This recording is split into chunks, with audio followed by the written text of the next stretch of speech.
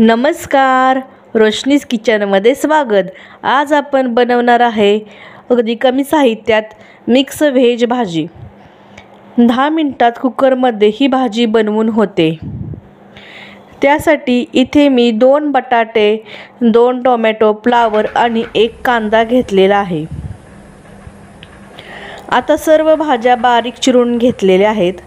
यामध्ये तुम्ही तुमच्या आवडीनुसार भाज्या ॲड करू शकता।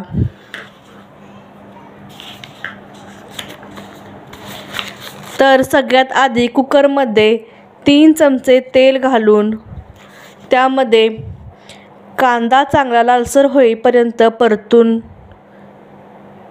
त्यामध्ये बारीक चिरलेल्या भाज्या घालूया आणि त्यामध्ये अर्धा चमचा हळद,